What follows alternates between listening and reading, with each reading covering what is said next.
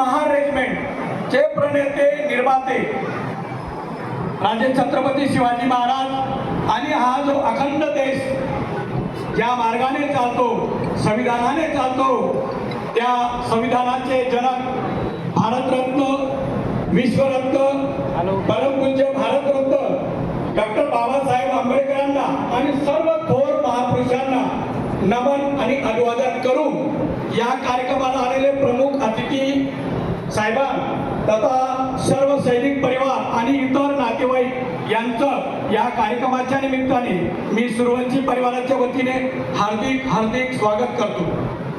आणि हा कार्यक्रम सेवानिवृत्तीच्या पश्चात एक आनंद व्यक्त करण्याचा आणि त्यांनी सैन्यातून सूर्यवंशी साहेबांनी आणि त्यानंतर जिल्हा परिषदमध्ये केलेली नोकरी, जो त्यांचा कार्याचा आलेख आहे, ज्यांची जी कार्याची मेहनत आहे, त्यांचा आज आपण खरा गुणगौरव करणार आहोत।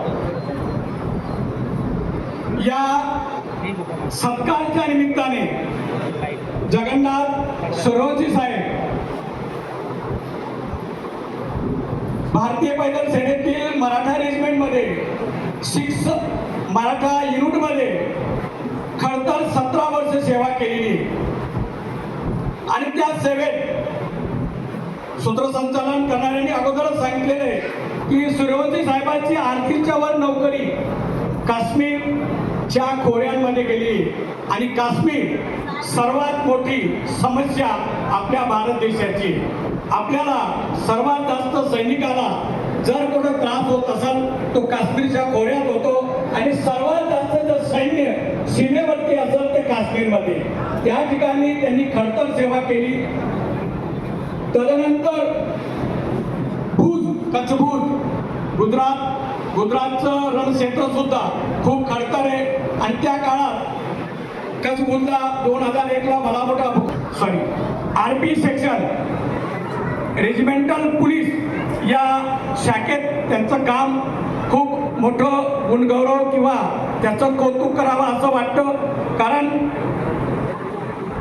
जिल्ह्यामध्ये जेव्हा कोणी गावात एंट्री करतं तेव्हा पोलिसाचा ड्रेस हा ट्रॅफिक पोलिसाच्या माध्यमातून दिसतो आणि जर पोलिसाची चांगली ओळख करायची असेल तर त्या ट्रॅफिक पोलिसाच्या माध्यमातून होते।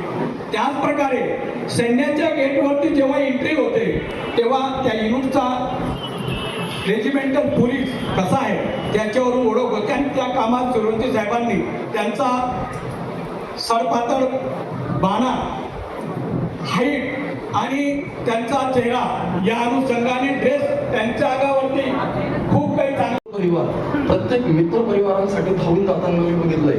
प्रत्येक ठिकाणी प्रत्येक कार्यक्रम अटेंड करण्याचा प्रयत्न करतात। प्रत्येक नातेवाईक असो, मित्र असो, समाजातली कुठलीही गोष्ट असो, जर कोणी मदतीची हाक मागितली किंवा मला गरज आहे किंवा माझ्या इथे सुखदुःखाचा कुठलाही कार्यक्रम आहे तर नक्की त्यांनी आवर्जून उपस्थित राहणं ते कर्तव्य समजतात। बाकी घरातले काही कामं मागे पडले चालतील, पण माझा मित्र परिवार, सामाजिक सलोखा यांना त्यांनी कधी दुराभाव केला नाही। तर यांच्याकडून शिकण्यासाठी बऱ्याच गोष्टी आहेत ज्या मी पण इम्प्लिमेंट करत आहे।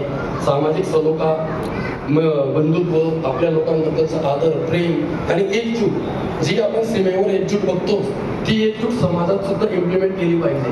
आणि दुसरी गोष्ट जी सर्वात शेवटचं मला महत्त्वाचं वाटतं की जी काही शिस्त माझी सैनिक लोकांकडून दिसते की सैन्यातून रिटायर झाल्यानंतर पण ते शिस्तीने पालन कसं करतात, तर आपण सामान्य जे सिव्हिलियन्स आहोत आपण थोडं सिव्हिक सेन्स पाडलं पाहिजे, यांच्याकडून थोडं शिकलं पाहिजे, तर देशातली बरीचशी परिस्थिती सुधारून जाईल।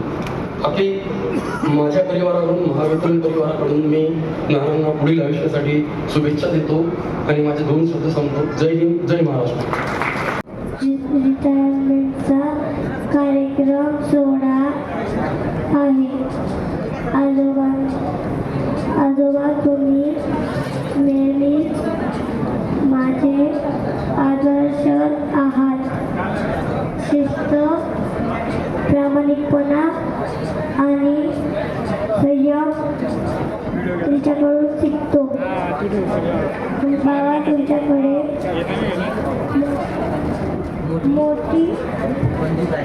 मोठी बंदूक आहे। सैनिक झाल्यावर अशी बंदूक मिळते। मी पण सैनिक होणार. आय लव्ह यू बाबा. श्री सूर्यवंशी साहेब हे सेवानिवृत्त होत आहे.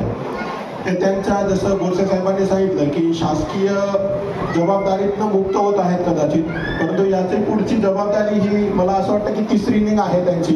पहिली इनिंग आर्मीची होती, दुसरी शासकीय सेवेची होती आणि आता ही तिसरी इनिंग. तर तिसऱ्या इनिंगमध्ये संपूर्ण वेळ हे फॅमिलीला देतील अशी नक्कीच फॅमिली अपेक्षा करत असेल, परंतु मी त्यांच्या फॅमिलीकडनं थोडीशी माफी मागू इच्छितो. आम्ही त्यांना वारंवार त्रास देणार आहोत आणि त्यांचा आम्ही जेवढा आम्हाला आमच्या माजी सैनिकांचा फायद्याकरिता उपयोग करता येईल तेवढा आम्ही त्यांचा करून घेणार आहोत. त्यांच्याबद्दल एक दोन शब्दात सांगायचं म्हणजे प्रामाणिक आणि दिलदार व्यक्तिमत्व. या दोन शब्दात त्यांचं पूर्ण मी समर्पण करेन, कारण कितीही बोललं तरी शब्द कमी पडतात आणि व्यक्तिमत्व असं आहे की त्यांच्याबद्दल काही ना काही चांगलं प्रत्येक वेळेस हे आढळून येतं, दिसून येतं, बोलता येईल. परंतु तुमचा सर्वांचा जास्त वेळ न घेता एक ह्या दिलदार आणि प्रामाणिक व्यक्तिमत्वाला माझा सलाम आणि संपूर्ण सैनिक माजी सैनिक परिवार जिल्ह्याचे नंदुरबार धुळे जिल्ह्याच्या वतीनं मी त्यांचे अभिनंदन व्यक्त करतो आणि त्यांना पुढील भविष्यासाठी फार शुभेच्छा आणि त्यांचं आयुष्य हे अगदी निरोगी आनंदीदायी जावं ही मी ईश्वरचरणी प्रार्थना करतो. धन्यवाद. रिटायरमेंटचा कार्यक्रम सोहळा आहे.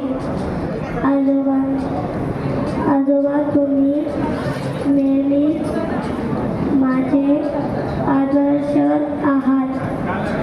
शिस्त, प्रामाणिकपणा आणि संयम तुमच्याकडून शिकतो. बाबा तुमच्याकडे